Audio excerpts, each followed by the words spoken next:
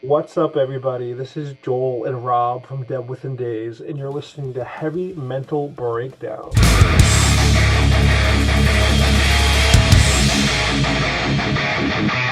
Dead Within Days. Just saying the name alone kind of scares me a little bit. Like I feel like I have something like a disease or something and I'm not going to last much longer. So the last thing I should do is listen to your music. If I'm going to be dead within days, I'm going to go listen to Dead Within Days. Where did that name come from? So Why that? you actually kind of hit the nail on the head a little bit. Okay. Uh, Incredibly so, because we took a while to come up with a few different names that we thought we knew we wanted something simple yet catchy that would look good as like an anagram as well as a full word. And DWD. yeah, we tried a whole bunch of things for a while, and then we settled on Dead Within Days, partly because of those reasons, but also because I have multiple sclerosis. Mm. And I got that diagnosis maybe a year and a half or so before joining this band. So, with anyone who knows anything about chronic illness or things like that, your lifespan changes, and that can affect people in multiple ways. And for one of the ways that it affected me was that it made me consider what I wanted to do with my life. And so, Mm. Dead Within Days is kind of like we're poking at death a little bit because, like, although we might be chronically ill or like I might have less time than I thought I did, Mm. we're gonna do whatever we can to do whatever we can while we have the time that we have. That is a very great mindset to have. You know, a lot of people, and I'm sure you have your rough days, of course, but I think a lot of people, if they ever get that kind of a news, would handle it. I mean, I don't know, handle it pretty rough. But I love that you kind of flipped it, made it the name, kind of made it the name of your band, and you're like, I'm gonna do this because I don't know if I'll have the chance like later. Um, so that's heavy alone. Just the name by itself is pretty Yeah, heavy. it's been it feels good to kind of flip it, and Yeah, like for you me, kind of for have other to. people, you know. Yeah, you kind of have to. I'm bipolar and I make jokes about mood swings and all that all the time because if I'm not laughing at it, it's gonna control me a little bit. Yeah, you You gotta know. take. I think because with music in general, I feel like there's a lot of projecting within the creation of different songs and whatnot from like artists and everything like that. Um, but I guess what one of the things that we try to project in what we do is just like we're vulnerable and we're okay with being openly vulnerable because only when you are you really authentic Yeah, and I want to be agree. authentically present and accept your vulnerability because it can definitely not be a hindrance. It can push you to new places and motivate you to do new things that you've never done. So we're very much into that mindset. So, Joel, were you making music or writing lyrics before you had this cirrhosis? Yeah, so I was I grew up watching MTV. I grew up going to Warped Tour. I grew up going to local shows. Me too. Uh, and so as far as I can remember, I was always wanting to do that. And so we've all been in projects leading up to Dead Within Days, getting together. Mm. Um, so it was just kind of because before this I was in a cover band for maybe like a year, and that was fun, but it didn't really feed my soul in the way that original Sure. music does. So I Yeah. had a bunch of stuff that I had written, a bunch of ideas that I wanted to get out there, and so when I finally got the opportunity to try out, it was kind of like an open door to finally get all those words out there. So I've been writing Mhm. for my whole life, but Dead Within Days was definitely the best platform to do so. When you found out about the multiple sclerosis, were you in a band at that time, or was this? Did you just find out like when you first started with Dead, or when did that kind of play in like the kind of the like the time frame there? I don't believe I was in a band at the moment. I think I was either looking around or subbing because I also played bass at the time. Hmm, Uh, so I don't think Mhm. I was in a band. I just left my cover band and kind of just focused on like working a lot and just gotcha. other stuff. Maybe that's why is that why you kind of wanted to leave the cover band was because you just needed something more of an outlet than covering songs, but writing them and having it be more meaningful to you. Is that why you stepped away from it? Absolutely. Okay. It wasn't only like a congested climate here on Long Island when it comes to cover bands, because it definitely is. But also, like I said, it doesn't really feed my soul. I enjoy playing music. I enjoy people reacting to that music.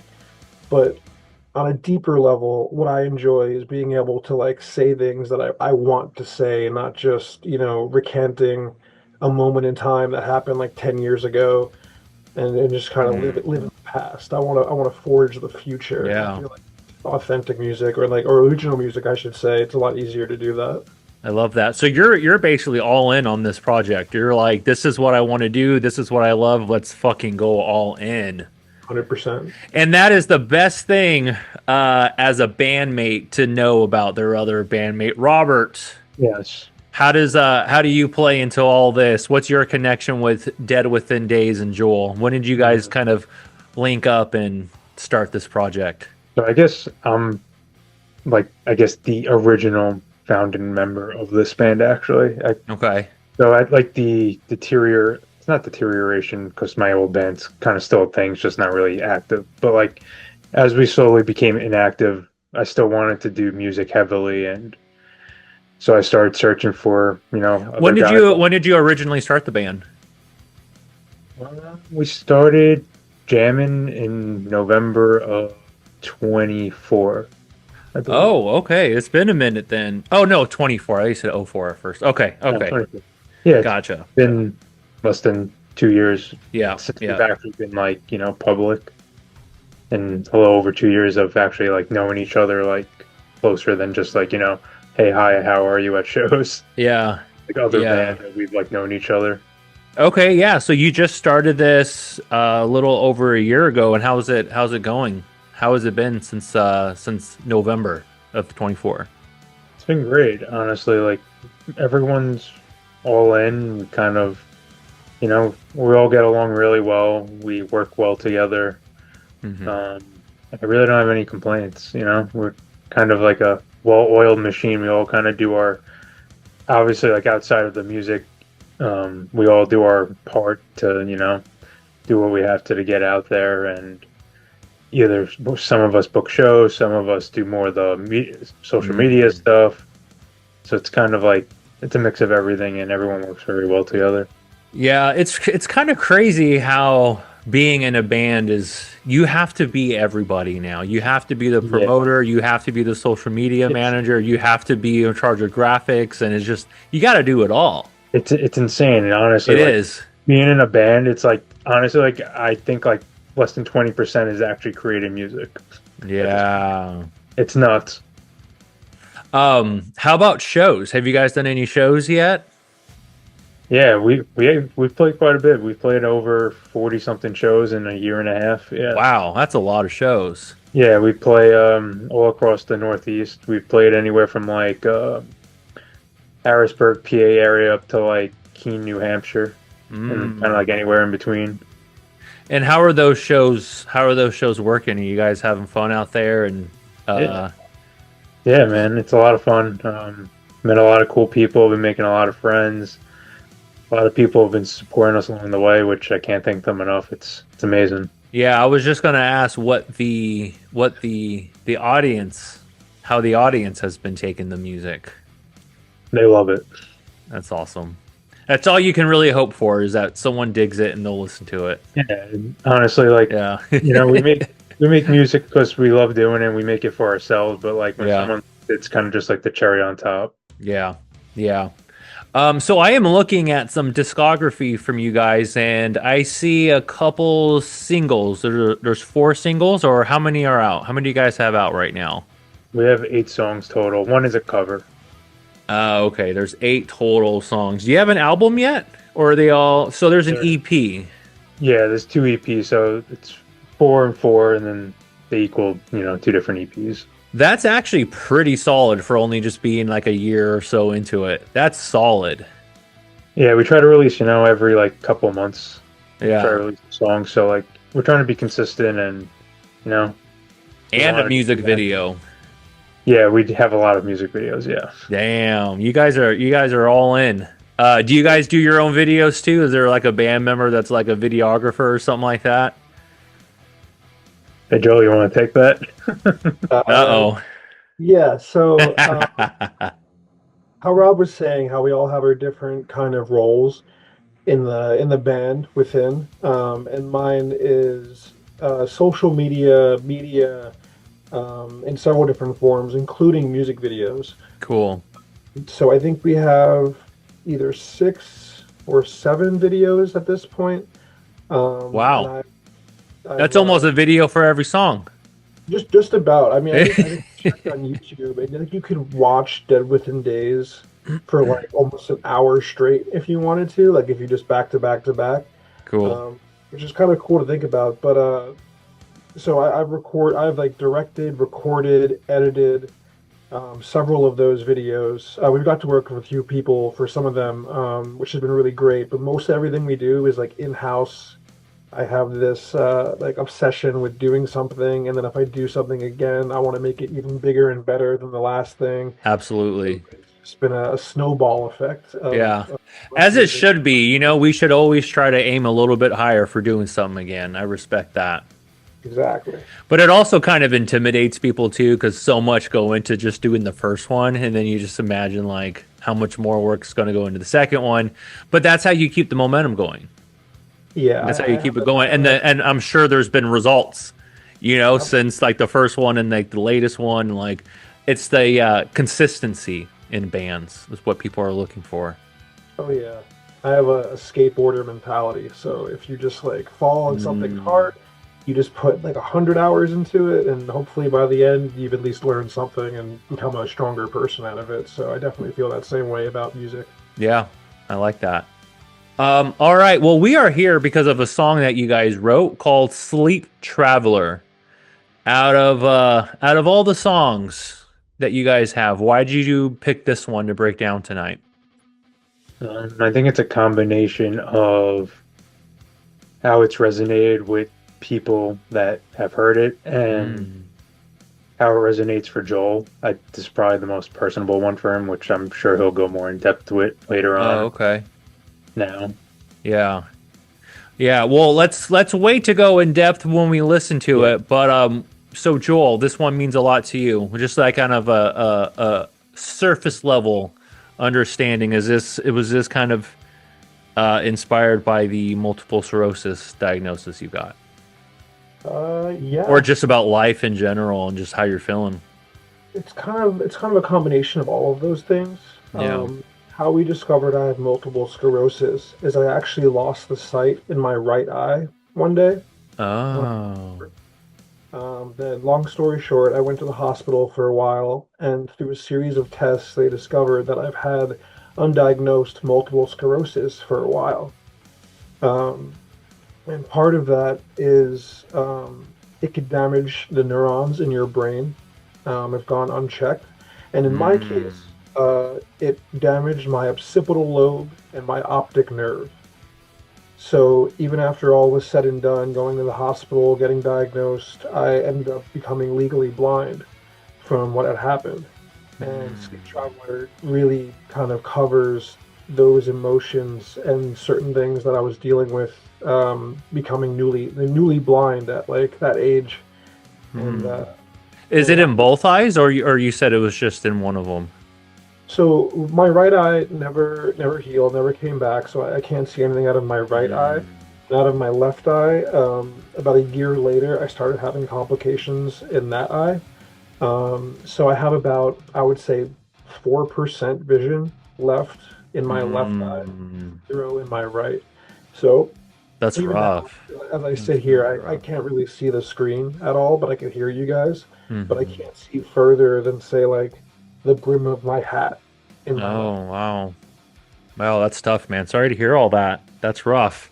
But I love that you have an outlet and a positive one at that to get some of these emotions out. And you have your boys in the band to rock out with you and keep you going there. That's one of the great things about a band is that you just have this like family that you can go to and like have band practice be your therapy and get all that shit out together. Whether it's hitting the drums as hard as you can or screaming on the top of your lungs, we all need that, and it's healthy. It's healthy. I couldn't agree more.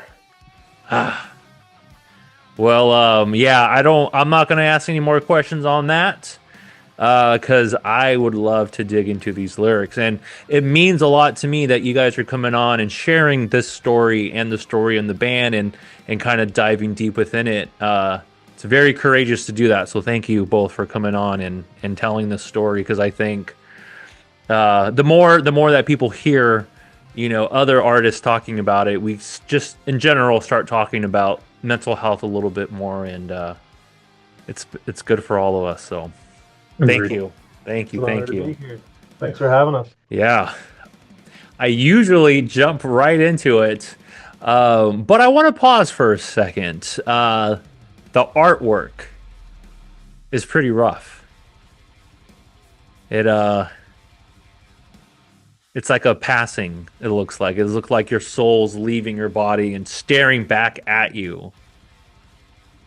Kind of in a way. The idea behind the artwork, and our bassist is very talented when it comes to digital art and stuff like that. So we went back and forth on this idea for a while, and the premise that I wanted to convey is kind of like an astral projection kind of deal. And it definitely ties into like the lyrics of the song and like that's wild song. So it's kind of exactly what you said. Not so much of a passing, but more maybe of like transcendence. Yeah, very cool. Do you have a astral projection experience? So I can't speak for all blind people, but at least for me, a lot of how I guess navigate reality at this point is a lot of it, believe it or not, is in like third person. Because I have to remember the spacing of things and like tactile memories of sounds, so I don't really have like that first person experience as much as someone with sight would be able to have. So I mean, a lot of it is talks about like that different perspective, especially when you're blind and you fall asleep. And the difference between having your eyes closed and open in the dark really isn't any different at all. So it kind of blurs the line between that ethereal experience and then what's actually happening. Interesting. I in 2020, I became very heavily into meditation. I was meditating every morning, once in the morning, once at night, and it went for months. There was one night that I was deep in it, and it was random. Like there was nothing like special about that night. I didn't do anything different, but within like 15 minutes I took off. I completely just left. Like I know my soul left, and I was floating above. Like I felt like myself rising out of my body, and I was looking down at myself. And I was watching myself meditate, and I just took off. And I was in this like, it reminds me of this cover art actually. Like I just remember seeing darkness and stars and just like this other realm. And then when I snapped out of it, I woke up. Well, I snapped out of it and I stood up. I was so dizzy. It was wild. Like I was so nauseous, as if I was just. Because I also have a fear of heights, and I don't like being up high, and I just feel nauseous that way. But yeah, I had just been sitting down, and then after that happened, like I just felt so sick, as if I just came down from somewhere super high. Interesting. It was wild. Yeah, like that weight of a cosmic awareness. Yeah, it was unlike anything else, and it kind of happened again one other moment, but it was scary in a way. Like I felt like there was something brought onto me. It was Right. weird. It was Well, I mean, weird. there's several dimensions. I mean, science can prove that in certain ways, and I believe that if you're a native to one dimension, playing in a different dimension will probably feel a little overwhelming. You know, like Yeah. if a circle met a sphere, it would be like, you know. Yeah. All right. Well, this is Sleep Traveler by Dead Within Days. Let's break this one down.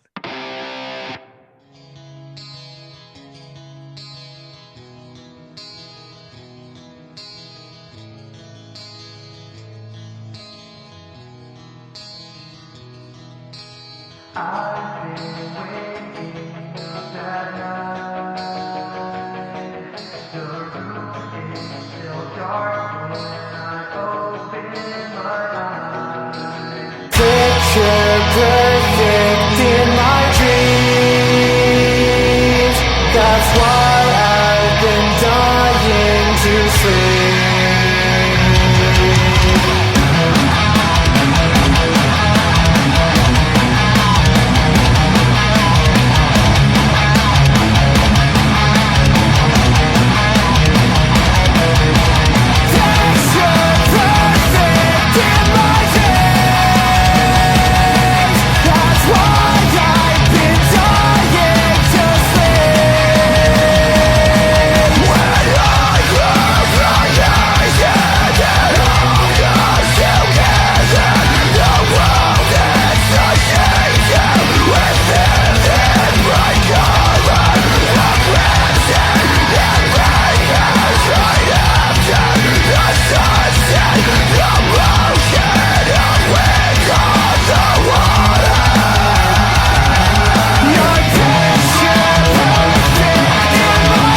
Holy shit, do we got stuff to break down here.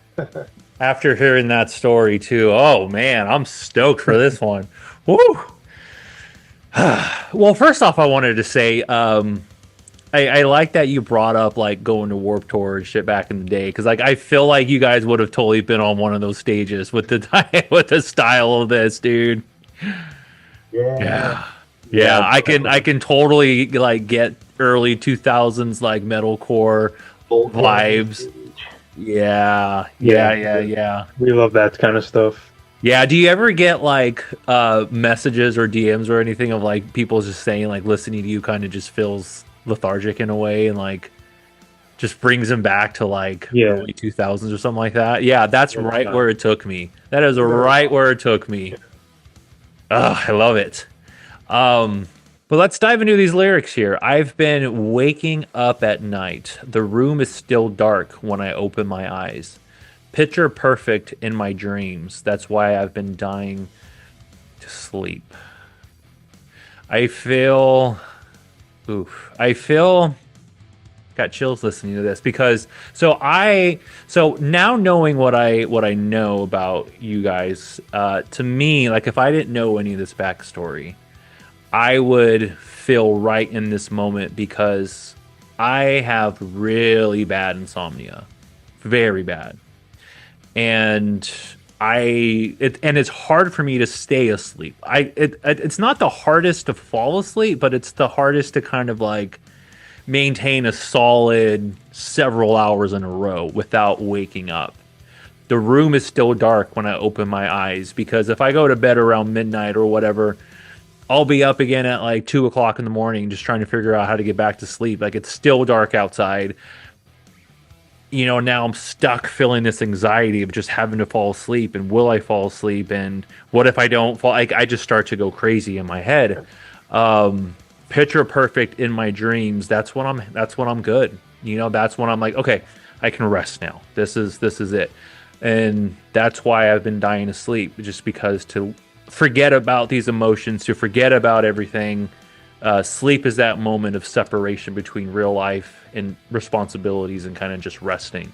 But I can see the heaviness with the sight aspect. That's very heavy because in that way, no matter what time you wake up, there's still some darkness there with you. and Yeah, everything's perfect in your dreams because you don't have this problem in your dream. You can see clearly. right. Mm. That's kind of wow what goes on in the song and kind of describes because um, the first probably 2 to 3 years after losing the majority of my sight, a person's brain is still, geared to be sighted and work within that, that ability of being able to see with visual information. And when you lose that physically, your brain is still going to try to produce, especially with dreams, um, like things before the time that you've had, like blindness or Mm. something like that. Hmm. So basically, what it's describing is not necessarily being able, because I have insomnia as well. But one thing that definitely affected me was trying to go to sleep, and then if the room is at least a little bit like, poorly lit or dimly lit, when I open my eyes, it doesn't really, I can't really tell. So whether I was awake or asleep, it still looked the same to me. And that kind Mm. of like, um, it causes so many emotions, because I feel like there's like that existential realization that there's no taking off the blindfold. There's no saying, Right. okay, I want to break from this, and you get to put it down. It's just a consistent, completely new format of existing, and being Yeah. able to adjust with that, especially in vulnerable times, like when you're trying to sleep, it can really mess with your brain. Um, but so I had problems sleeping for a long time after sight loss. But when I was able to get to sleep, I would have dreams and built from like memories where I could still see. So things like, Mm. a sunset that I remember or just like nature that I love to be in, I would be able to visit these places even though I wouldn't necessarily be able to do it anymore physically.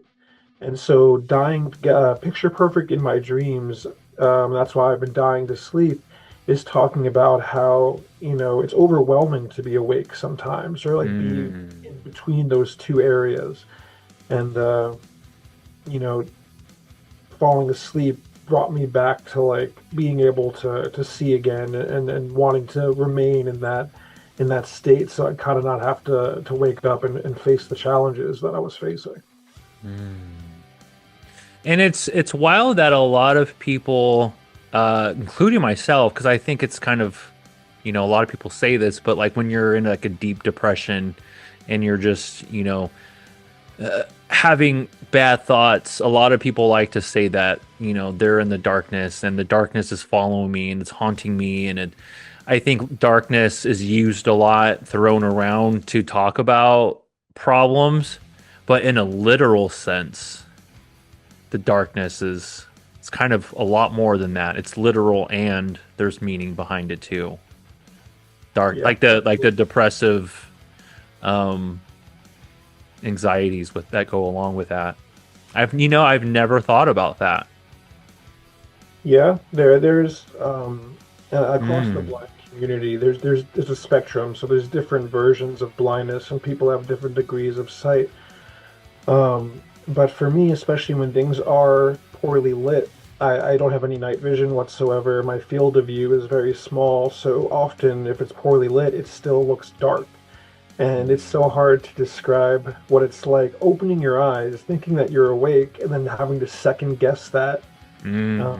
because there's no difference in how you're perceiving things. And I know from accounts of people who are completely blind for a long time, they start to lose that circadian rhythm where they're able to fall asleep, they're able to wake up because it's such a the body doesn't necessarily know how to navigate something like that.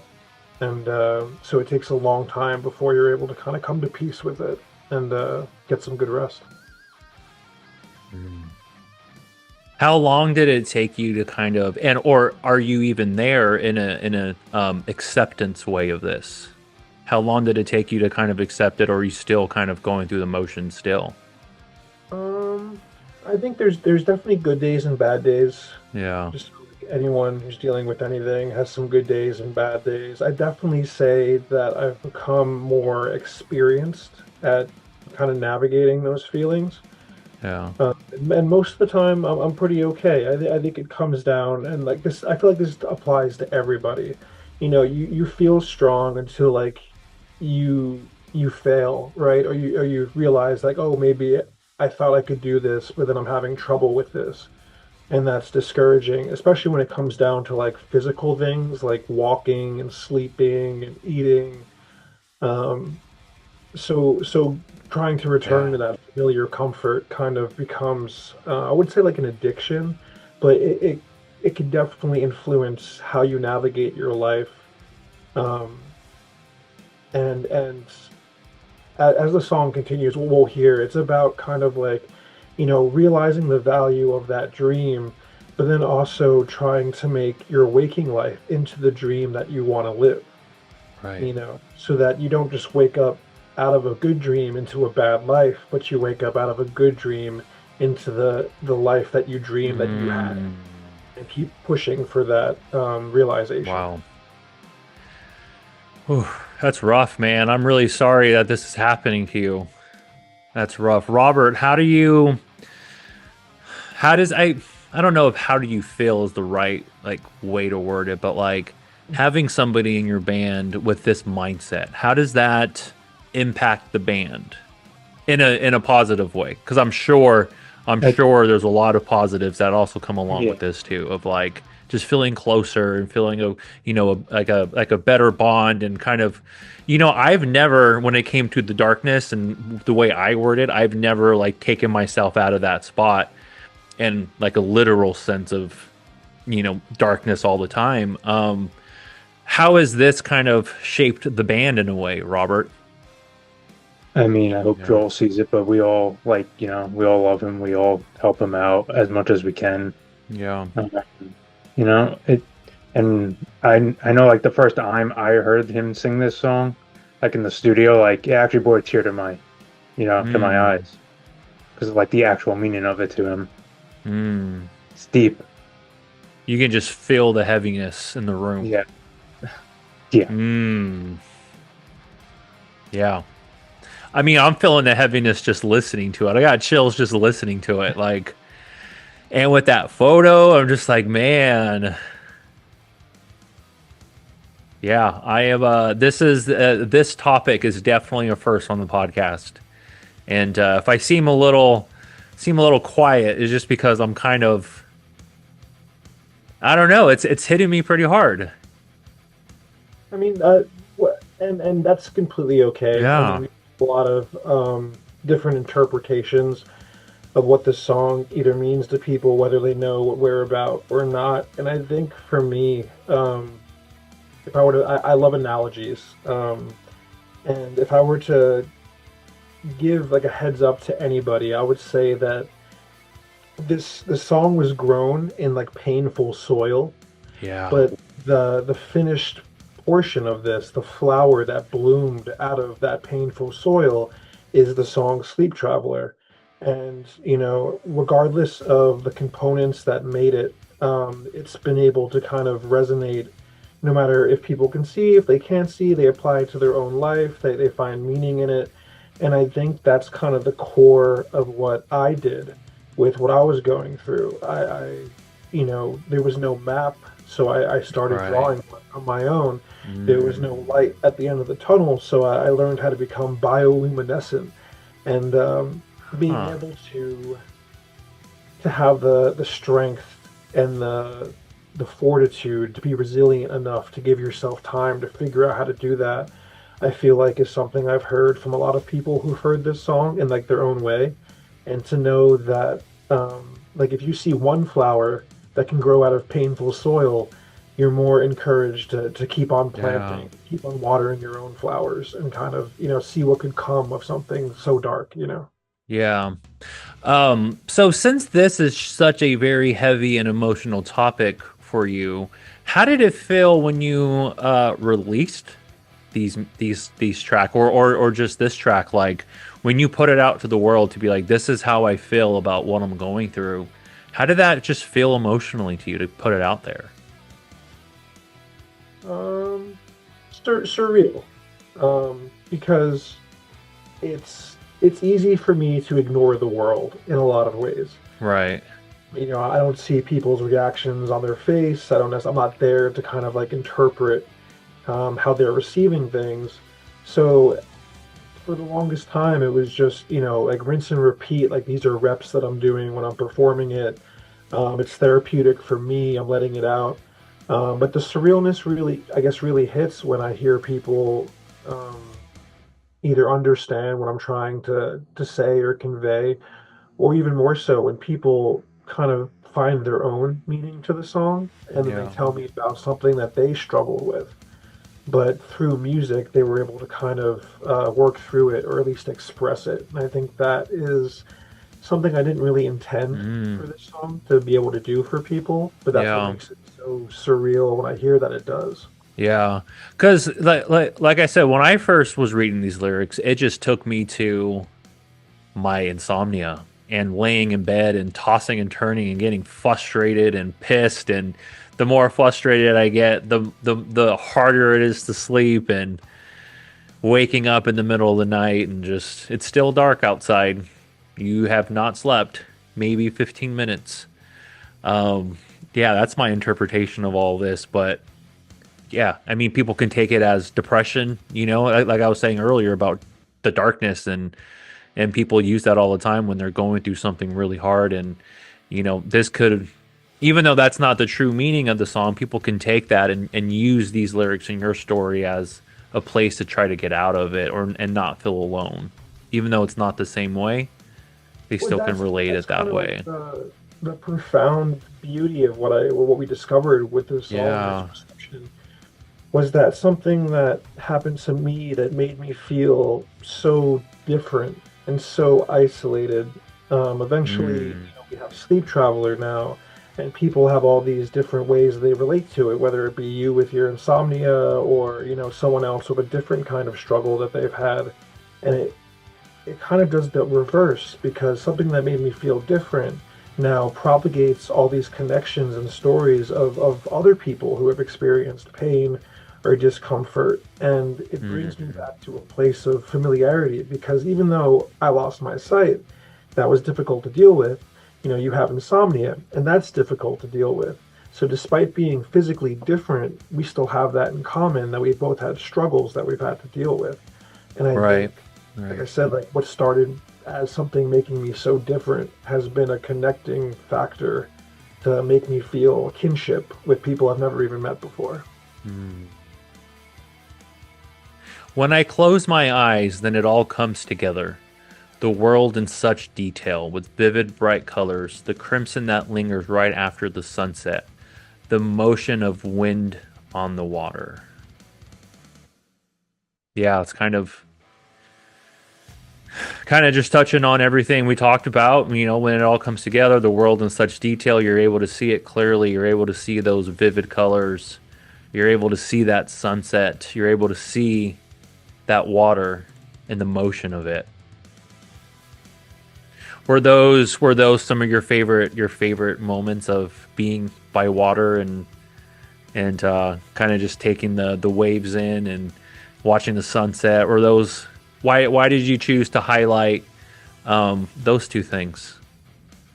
Um, I'm definitely like a sunset fanatic, or at least I Mm, mean, I still am, even though, sure. um, but I guess when I really thought about it, there's so many different things you could look at. You could watch the ball drop in Times Square. Hmm. You could watch, a really cool movie or something like that.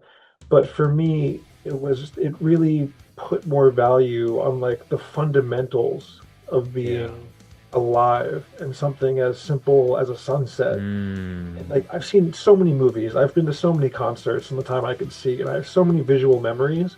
But at the end of the day, what really is like profound about being alive and being able to see and being able to kind of interpret reality is things like sunsets yeah. and, and the wind in the trees and just all these natural, authentic visual things that are happening around you. That's at the end of the road. That's what you're going to remember the most because it was Yeah. unbiased, it was authentic, and you were living in that moment right there. So That's kind of what I would think about, you know. Robert, what does your darkness look like? You know, for me, the darkness is my insomnia, my bipolar that I go through, and Yeah. I can relate, you know, these things to a lot of different things, you know. So it means one way to me, you know, obviously means something to Joel. What about you? For me, it's I actually deal with anxiety, so I think just dealing with that has been my darkness. It's been, really good, but there was a year or so of some rough times before this band, but we all have our own darkness in some sort of way. Mine's anxiety, so yeah. I forget. Did we go over the your picture perfect in my dreams section? A little bit. Okay. My basically expression of why I said that was kind of almost literally, like in my waking life blindness, I wasn't really able to see anything anymore. But then when I would have dreams about my memories and stuff, they were always crystal clear, and that's kind of what that's referring to. Yeah, okay. I follow procedure to close my eyes, but I still can't remember your face. Whose face are you talking about, or just in general? Just friends, family, loved ones?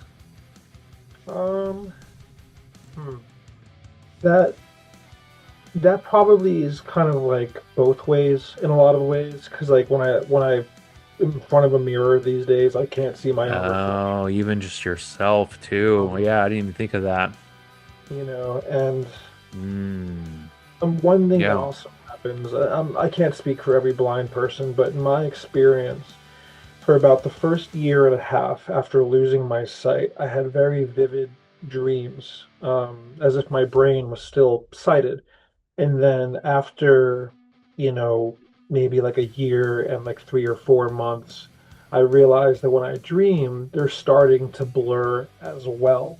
And my brain's like catching up with, newer memories from now that I'm blind, and it's taking the source material is corrupted now in a way. So I had I was dealing with wanting to escape to sleep where I knew I could see again, but then returning to that place and realizing that now even my dreams are becoming blurry, or the same way that I see when I'm awake. And there was definitely a grieving process that went along with that, because the last bastion of comfort that you may have is made out of sand, and with every wave of time, it starts kind of like crumbling under you, and there's definitely a grieving period for that, for sure. And it's kind of what I was saying earlier about like accepting it, so it's not as hard. Right. Well, we got more lyrics, so let's keep listening.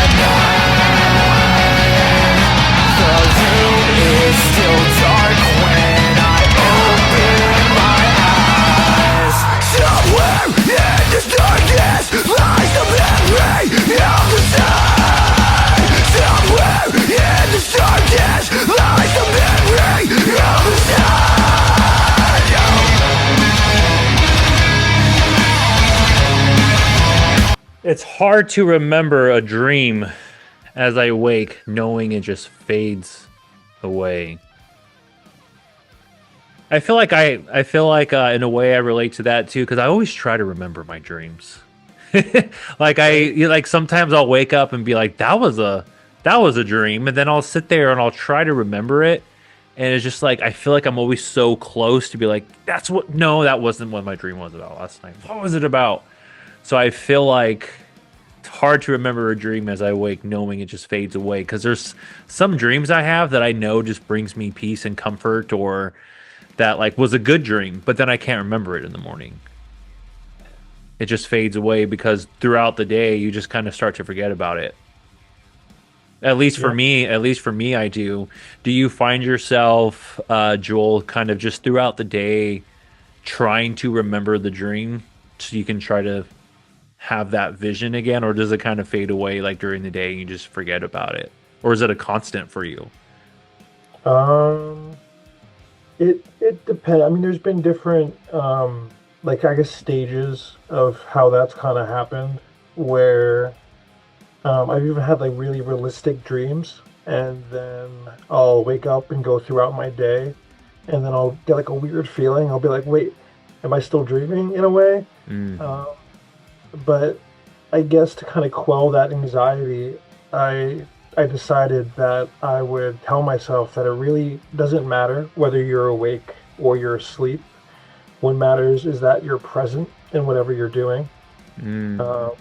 So as much as I'd love to return and like live in the dreams that make me feel good, I'm not going to waste time trying to dwell in them either, because if it doesn't matter if you're awake or asleep and you want to be present, no matter where you are in that sense, you want to do the best you can to like improve, what you're going through and what you're doing and what you're building. And because there's some people who would say that like life is a dream, and when like you die is when you wake up or something like that. Yeah, I've heard that. So kind of like in a macro sense, that's how I feel, and then in a micro sense, to have a dream within a dream, at the bedrock of all of it, it's still you, it's still your life, and regardless of where you are, you want to make sure that you're doing your best to make it the best place for you that you can. Yeah, it's wild too that sometimes, most of the time, it takes something life-changing to really get a good perspective on the little things in life. It's crazy how it takes something tragic or something brutal for us to just realize that. It's tough. Yeah, when I had a suicide attempt a couple years ago, and after that kind of changed my entire way of how I saw the world. But I was at rock bottom, man. I was down and out and kicked and stepped on. I was going through it, but after that, it really changed my perspective on life. But it took something very rough to kind of figure it out. Yeah, I mean, I could agree with that. Just if you carry weight on your shoulders for so long and it pushes you down all the time, you can come to so many realizations about that. But if you don't want to be like self-deprecating when you're trying to do that, you could look at it two ways. You could be like, oh, my life has been so hard because I'm always carrying this weight around, and it's made me, in a bad way as a person. Or you could look at it, and usually people do both depending on how long they're trying to determine what it is. But the other way you could look at it is, I've been blessed with an opportunity to continue to use my strength to survive. Yeah. Before I lost my sight, I've dealt with depression, anxiety, different things like that my whole life. And I remember being in the hospital, and they like took like spinal fluid one day, and they like stick a needle into your back, and like they pull out juice or whatever. And it's rumored that that's one of the most painful experiences physically you could have. And I remember getting it done and then going like, that doesn't really hurt. that bad as I thought it would. And it made me realize that in my head, emotionally, I've experienced so much pain and anguish in my life that nothing in front of me, nothing physical that's happening would ever really amount to that. So Mm. it's either I can feel bad for myself for having experienced pain in my life, or I can like, realize how much strength it takes to do that and keep going. And Absolutely. It's so much harder to keep going than it is to stay stuck there. exactly, I To mean, finally yeah, realize, hey, I need to snap out of this. When there's so much that we can do, people wouldn't judge us if we tell them what we're going through if we're in a bad place because they would get it. They would be like, yeah, I don't know how you're dealing with this, but I think, yeah, no, the hardest thing to do is to sit with that and really just be with yourself and want to make a change because you can't help anybody that doesn't want the help or change anybody that doesn't want it, but you have to really want it to get there. yeah. um It's a lot of perspective, like yeah. another analogy. If there was like a brick wall, and every day people came and they threw rocks at this brick wall, and for like 20 years, it put a ding in the wall, maybe it chipped some of the bricks, but the wall is still standing. Um, Hmm. One perspective is, oh, like, this poor wall, it's pelted every day with stones for its entire existence. But then, say you have the mind of an engineer or like an architect, and you're like, this is the strongest wall we've ever built. It's resilient. Yeah. It's been conditioned and hardened by its environment to support and Hmm. like last no matter what happens to it. And I think that is the more useful perspective to have on somebody who's dealt with depression, and anxiety their entire life. You're not necessarily unlucky. You're strong in a way that maybe you don't realize. Yeah. Wow. The brick wall analogy, I like that a lot. Yeah, that analogy took me to a Day to Remember song. I think it's actually called Brick Wall, and he talks about running straight into it, and that's where we're headed for. We're headed for disaster, basically, that the song's about. But you put a flip on it, that brick wall is still standing. You can't take it Yeah, down. Hell exactly. yeah, I love that. Huh. All right. Well, oh wait. Well, we still have more lyrics here. Somewhere in the darkness is the memory of the sun. Somewhere in this darkness is the memory of the sun.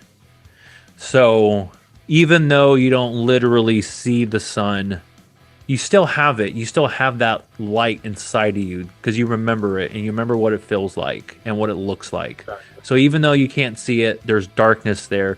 You know there's light at the end of it, even though you can't see it. And when we're depressed and going through shit, it's kind of the same thing. Where like we don't know what we're going through in that moment until we get ourselves out of it.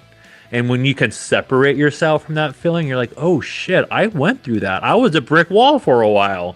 But then you're just, and then, but for you, it's like, yeah, I might not be able to see it, but I know it's there. I know it's Right. there. So there is hope. It's all still going on. And I can Right. relive that in my head every day. Exactly. Exactly. It's a I guess like a affirmation of faith, after Mm-hmm. kind of like an admission of loss. And because it's like you said, like it's not the physical sun, it's the memory of the sun. And me not Right. wanting to forget that despite so much darkness has definitely been like a returning goal for myself, and a theme that I've tried to definitely evolve with as we've continued to write music.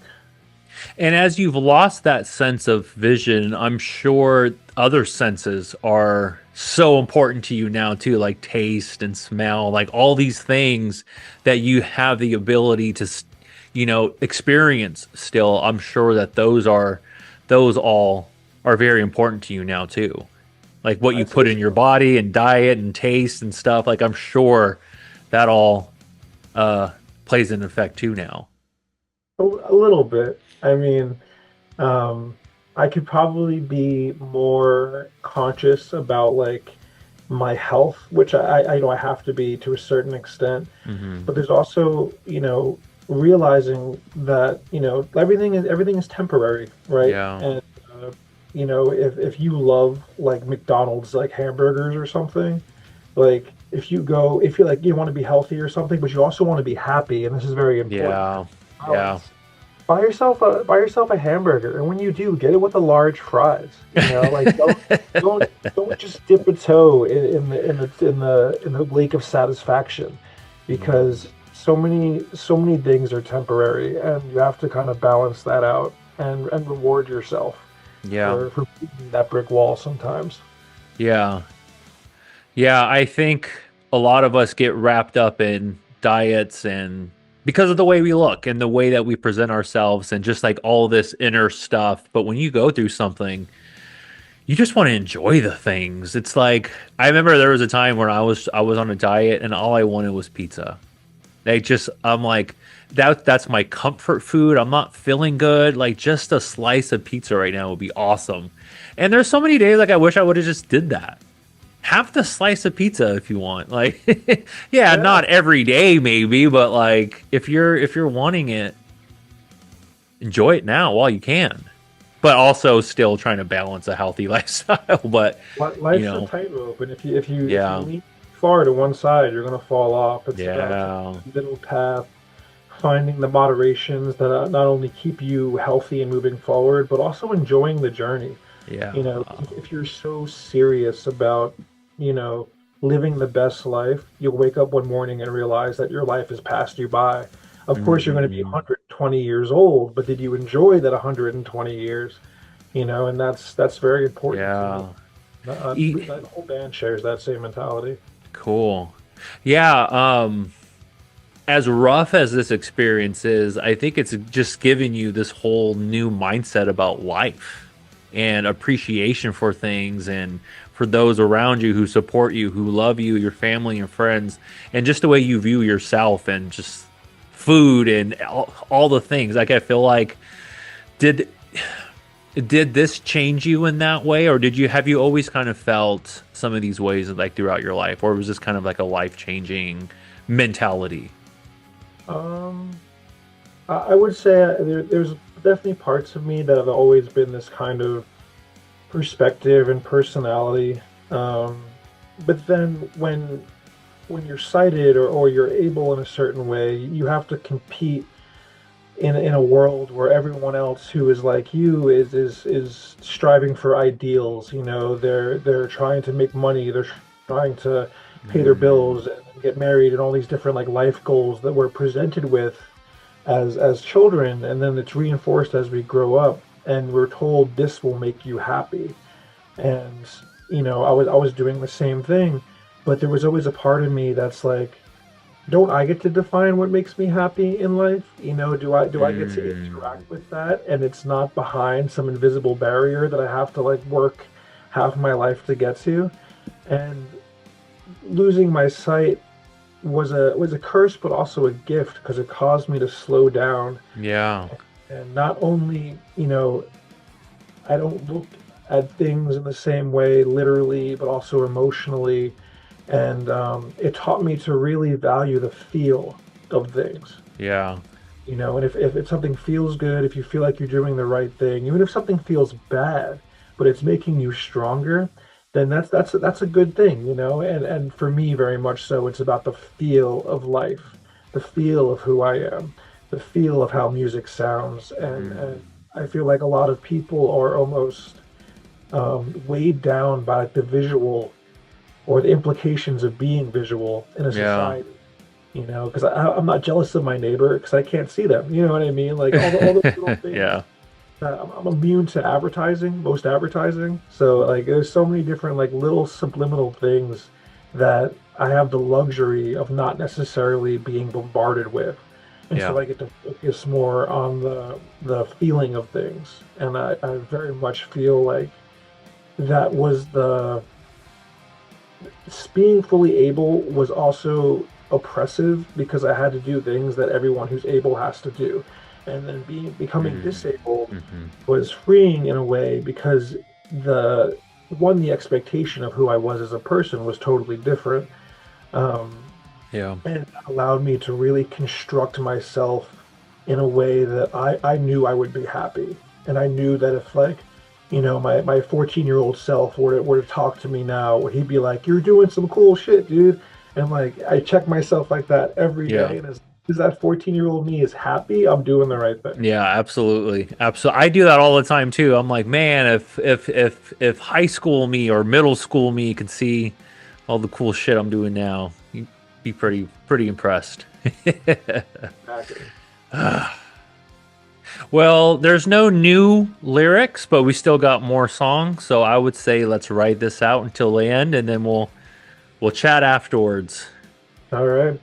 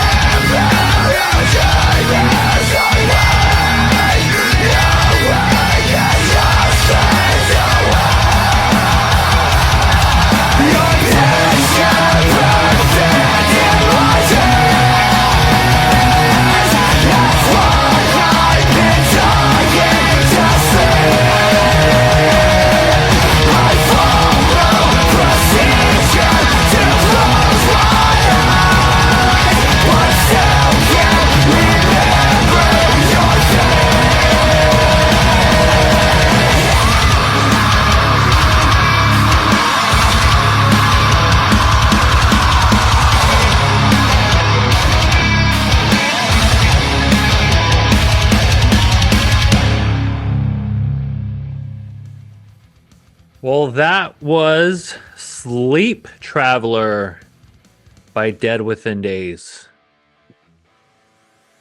That's a rough one.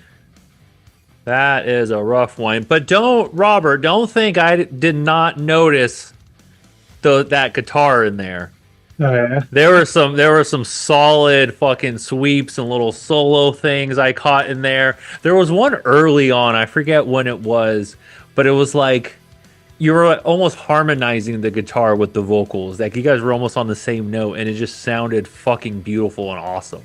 And I thought there was going to be like your own solo somewhere coming in, but then it kind of just stopped, and it went back to there's no real solos in this song. Oh man, I felt like this one could have really did it. Could have really used one. And not because I think it needed anything, but there's just songs that I listen to that are so inspiring and motivational.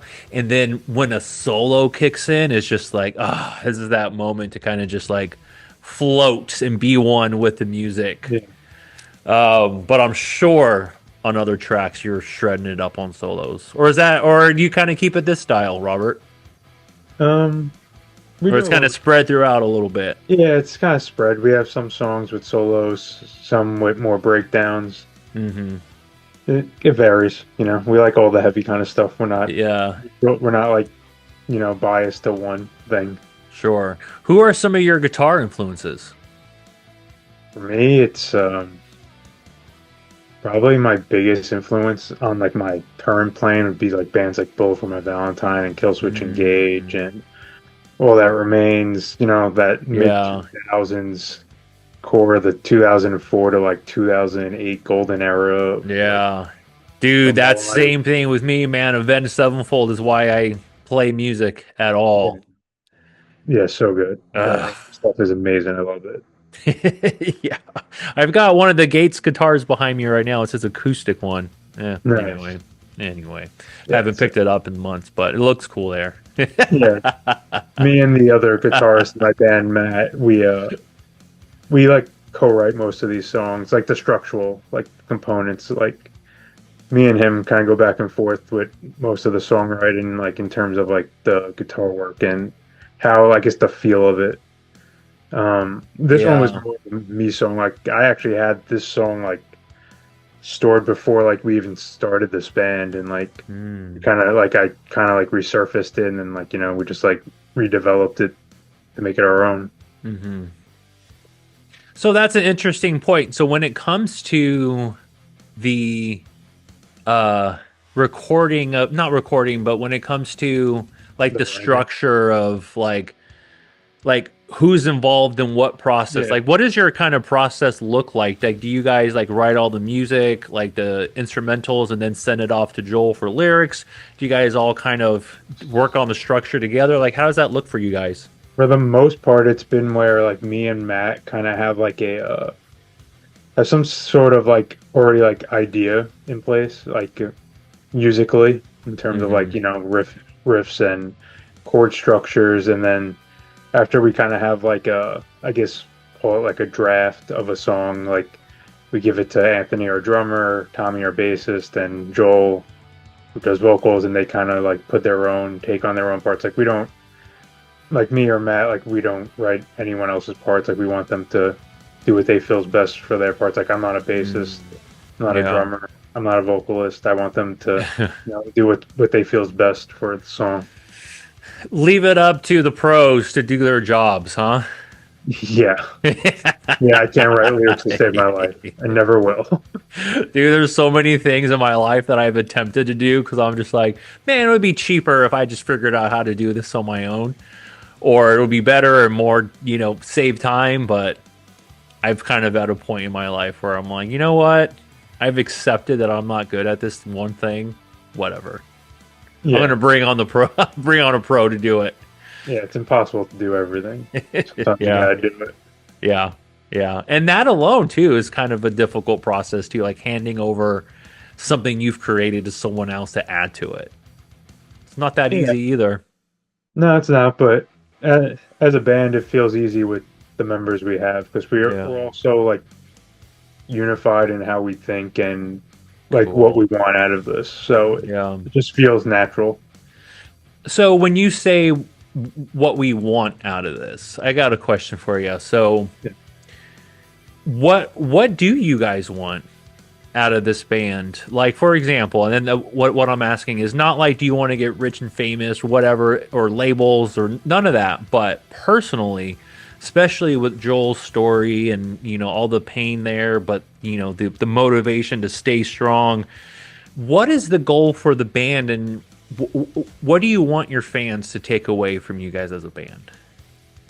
I mean, for me, it's, just hopefully we can motivate other people to deal with their own darkness through our own music. We just want to enlighten someone else's day and hopefully get them out of.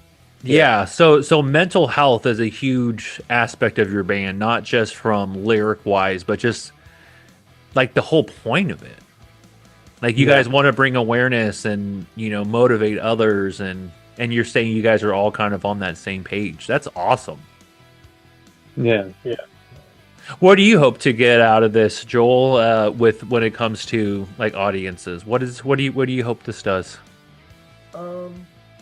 Well, kind of back to what I was saying. As long as I can keep like the younger me who originally got inspired by either watching MTV or watching like a band on stage when I was like 14 or like 13, and being like, wow, this is incredible, and just like everything else in the world just goes away, and you're just like this, if because I still feel that way all the time, and to know that regardless of the components, that there's an opportunity for people in this time, in this age, to still feel that is amazing. So if we can get that feeling and create a space and a platform for those to not only like experience it, but also like expect it and endorse it, and just get that as far out into as many people as possible, because that's amazing. There's so many 12-year-old me's out there in the world that I never met, that I know I need to hear and see, and just and spreading the message that it's okay to be vulnerable. Yeah, especially in a time right now where everything is so idealistic and so that's why I'm doing this. I want to hear stories. I want to feel like I'm not alone. I want people to feel they're not alone. So I get it. I do my podcast for the same reason you guys do your music. Yeah, that's amazing. Connected. It's about being human. It's about being an example for that. so that other people can feel comfortable to also do that as Yeah, well. absolutely. It is hard to talk about my attempt and my bipolar and all the things I've went through, but as time has gone on and I've shared more about it, it has done more good for me than bad. And it's Yeah. done good for others. So I'm just like, you know what? There's something there. There's something about sharing your story with others that makes a difference. Yeah, because I remember when I was younger, like you look at the artists you like on like Warped Tour and stuff, and in my mind they're like gods. Like there's no way I could ever be like them, even though I'm trying to be like them. Hmm. And then as I've gotten older, I've gotten the privilege to meet a lot of them and talk to them as people, and just how like we're right here, like sitting and talking together, knowing that personally we've gone through so much, like humanizes the whole thing. Right. And Absolutely. I think that's such a valuable currency to kind of like, start to generate with what you do with artwork, with what you do as a human being, to work in the currency of humanity while remembering that we're all human is how we all Mhm. become rich in my mind. Yeah, that's awesome. Um, I'll start. So I got another question. I'll start with Robert. Besides playing your music and listening to your music and playing your shows, take Dead Within Days out of the equation just for a second. When it comes to music and your mental health, what does music do for you just like on a daily basis? Just getting you through regular everyday bullshit, work, life, relationships, finances, just the daily bullshit in life. What does music do to kind of just keep you a little stable? I think it stimulates my mind. It gets it off of, real life and puts me in a space where I could relate and feel safe, with other people Feel that safe also with enjoy. others. Yeah. It's like going to a show and being in a mosh pit with other Yeah. people just losing their shit trying to get their anger out. Yeah. It might not be physically safe, but Right? but you still feel safe in your head. That is so funny. When you said a safe space, my mind automatically went to a mosh pit. Everything's gonna be okay. Yeah, exactly. Exactly. Yeah. Too old to be in the mosh pit now. I just sit on the outskirts. Yeah, there you go. No, you're on the 200 level on the in the seats, kind of just Yeah. chilling. I'll watch Yeah. other people Exactly. get hit. I find myself getting there more and more often as the years go on.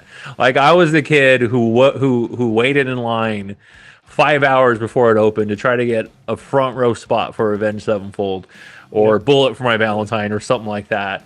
And now I'm like, okay, I'll go in the pit for a song because that's always been a great release for me, especially when I'm on a show. If there's a song that means so much to me and lyrics that mean so much to me, I want to mosh during that song, during their set. First off, to show appreciation for that band, because they fucking love it when they see people losing their minds in a pit. But also for me too, it's that moment, because whenever I go to a show or even listen to music, but more of a show, like I feel like I'm just stepping into a different dimension almost. Like I'm leaving all that shit outside, and I'm going to be here with all these people who feel the same way as me, who I can relate to on a personal level. So that safety, I get it. Yeah. I mean, I think that's the great thing about music and going to live shows is it makes you feel like you kind of like forget everything that's a problem in your life at the moment. It makes you feel safe, and it kind of gets rid of all like the noise I'm that gonna gives you anxiety and depression and all that other stuff. Yeah. I'm gonna steal a lyric from Chester Bennington, and I'm gonna say a concert is somewhere I belong. You know that song "Somewhere I Belong" by Linkin Park? Okay, just wanted to make sure. Yeah, no, I mean, I always feel like I belong there because I feel, and I think that's one of the reasons why I love music and my favorite band so much. Like, I just feel like I'm part of something. I feel like I'm part of something a little bit bigger and with purpose. And when I go to a show and all these people are feeling the same way, it's just community, I guess. Yeah, I exactly. belong. I belong there. Joel, besides your music and writing lyrics and uh, playing these songs for Dead Within Days. What does music do for you on a personal level outside of what you do? Um, there's a cool duality that I really enjoy, especially nowadays, where um, when I'm out and about, just living my daily life and doing my normal stuff, um, I get the feeling that a lot of people just kind of see me for what their interpretation, like they're just, that's a blind person, or Hmm. like this poor guy, or whatever the hell. And that it's different than how people treated me when I had vision, and I was clearly, like, very similar to everyone else. So what I really enjoy about performing is, let's say for like the first half of a show, I'm just feeling my way around with my cane, like I'm kind of just Mm. low key, and people or I hear them sometimes. They're like, oh, like, like he can't see, like make sure like you don't like bump into him or anything like that. Um, Mm. and then they turn around and I'm in front of them on stage, and I'm like jumping around, I'm like screaming in their face, kind of like, wait a Yeah. minute, like what is this? And it's like Yeah. this duality moment that I love so much. Um, kind of like, you ever watched the original Willy Wonka and the Chocolate Factory? I when so Gene Wilder. when people ask me what my like favorite horror movies are, because I'm a big horror fan, Same. I always list Willy Wonka and the Chocolate Factory on that list because that movie fucking terrified me when I was a kid. Really? It terrified me. I don't want to fall in a lake of chocolate and get sucked up on a tube. Those Oompa Loompas, that song was just The creepy. blueberry thing freaked me out Yes, that so movie much. was terrifying when I was young. So I always consider that movie as one as a horror Like, I movie. guess as a kid watching the movie, one of my favorite moments is when everyone, Wonka's finally opening his factory after like 20 years or something like that, and all these people in the town are like gathered outside of the gate, and the door opens, and you just hear a click, click, click as Willy Wonka walks out with the With his cane, and he's cane, like yeah. shaking, and he's feeble, and you could hear all the crowd like go like, "Oh, like this guy's messed up. Like we can't really expect anything from this guy." And then he stops, and everyone holds their breath, and he starts to fall Yeah. forward, and he Yeah. does this cool ass somersault, and he's like, "What up, motherfucker?" Yeah. Yeah. Everyone starts cheering and stuff like that, and that to me is like how I feel when I walk into a show and then I get on stage. I'm doing the Willy Wonka somersault, and it's so like rewarding, I guess. That is so cool. You should incorporate that somehow in the band. Like name a song after him, call it Gene or something like that. And just showing that like you can see one thing a completely different way, but when it Gene might gets not his at all be at all what you think it is. exactly, That's exactly. cool. Ah, Joel's Mr. Wonka. I like it. I fucking love that movie too. Gene Wilder though, he's the goat. Rest in peace. Rest in peace, man. Ugh, Gene Wilder. Anyway, um, so have you guys released any singles this year in 2026 so far, or has it all just been 2025 and before that?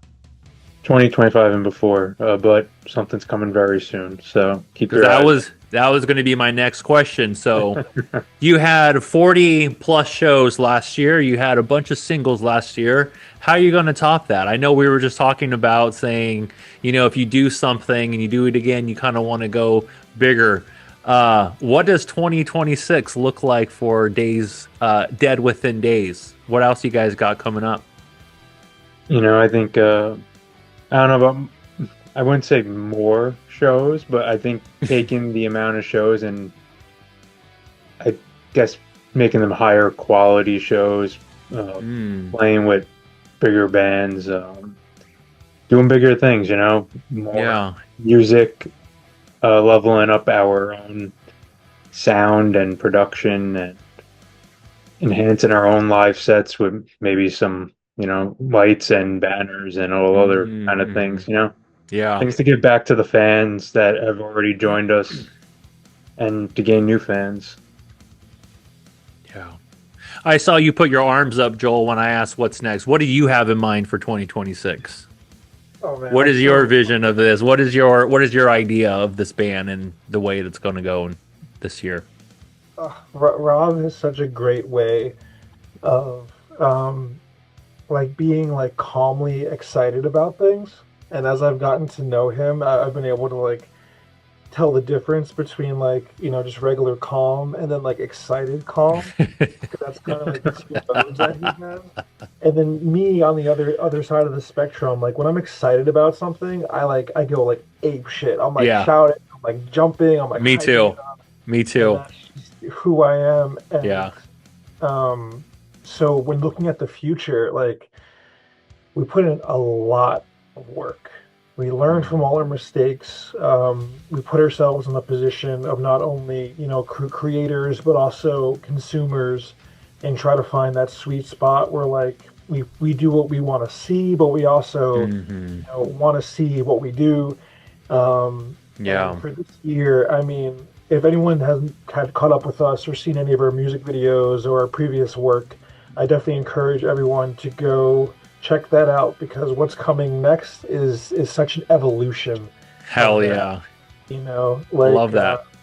it's like if a chicken were to eventually evolve back into a Tyrannosaurus Rex, and we're just cranking that time machine and blowing it up, and that thing's gonna come out chomping at the bit, man, and we're ready to go for this. Mm.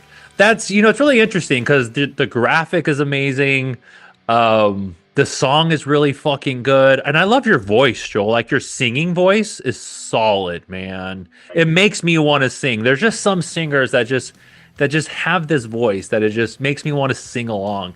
And again, it reminds me of a lot of the stuff from early 2000s. Oh yeah, uh, that's why I do it. One of yeah. my favorite bands. Do you You have any mentioned training in vocals or singing or anything? um. So basically, from when they placed me in choir in the earliest grade, they had chorus in school all the way Okay.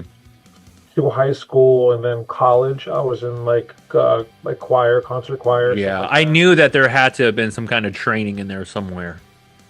Yeah, I mean, I hated all the songs that we sang in chorus. They were so lame, but that made Yeah. me want to like sing the songs I like to sing. So Yeah. when I finally got home before my mom got home from work, I would just blast my speakers and just like belt out what I wanted to sing Hell finally. yeah. And What but are some of the what are some of the bands that you listen to, Joel, that inspire you to kind of uh, go the direction that you go with your voice? Or was it kind of what you're saying earlier, like Bullet for My Valentine and just kind of some of the early 2000 bands? Or is there one specific you're like, yeah, I fucking love this band? I guess I would say like as much as the lines of genres are like blurred and imaginary nowadays, Yeah. back in the day, it wasn't so much the case where like I honestly I didn't care for Bullet for My Valentine when they were the biggest. I Mm. was like, oh, like there's too much guitar, not enough singing, because I grew up really enjoying bands that were kind of like more emo and more like post-hardcore. Okay. So, like Bless the Fall, Mm. Escape the Fates, Silverstein, Hawthorne Heights, Mm. and then like, just more vocally focused things. Like Yeah. Silverstein, still to this day, like is one of my favorite bands Hell ever. yeah. Hell yeah. Well, it's very interesting. You guys saying that you're going to kind of take off this year with a brand new direction and bump it from.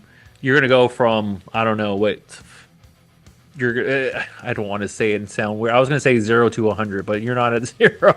It was just that analogy of just like going faster. Like I'm really interested what your guys' approach is because it all sounds and looks so cool already. Any teasers you can give? This month, right, Rob? Yeah, We got a this few month. announcements on the schedule. We have uh, pretty much everything that's going to be.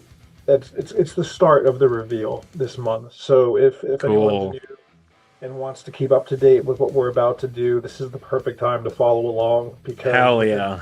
the next few weeks, you're going to be hearing some new stuff. Hell yeah. And by the time, so we are filming this on February 2nd. By the time this comes out, probably be mid to late February. So you guys should be up and rocking out by that point, by the time this comes out. So check out the new stuff now. Yes. Hopefully. Yeah. Go to their page right now. So that brings up my last question. If somebody were to come up to you and ask you, hey, where is the best place to keep up with everything Dead Within Days, where would you send them?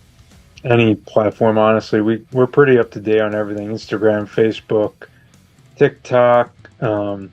You're on it all. Yeah, bands in town. I mean, I guess it Bands. depends what you're looking for. Probably the best place for shows is bands in town, because it's all right in front of you. Yeah. If you're more into like the content kind of stuff, TikTok and Instagram. Yeah. Cool. Hell yeah. We're everywhere. Wherever you feel most comfortable we- consume your media. Yeah. Chance that we're already there. Yeah. So just find us wherever that you're comfortable, and we're everywhere. Yeah. So. I tend to ask this question because some artists definitely prefer a different platform over the other. Especially there's one streaming platform that I think people are a little pissed at right now. So I don't, I always like to ask where do you prefer for people to go? But I guess if wherever, as long as they're listening, huh? Yeah, I mean, for me, for streaming, it doesn't matter. Whatever they like using, we're on it. So go ahead and listen. Hell yeah. Well, if you guys are ever in Brooklyn and in one of those 40 to 50 shows you have coming up this year, I'd love to check you out live. It seems like it's a cool experience going to go see you guys. And especially if you're talking about wanting to bump up that presence, I'm stoked to see what this year is going to bring you guys, as I love the concept of your guys' approach, and it's important. I think you guys are doing something important here. Like bands are always doing important things, putting out great music, but when you go into it with the intention of wanting to tell your story and inspire someone, a lot of times that's not really the intention with a lot of artists.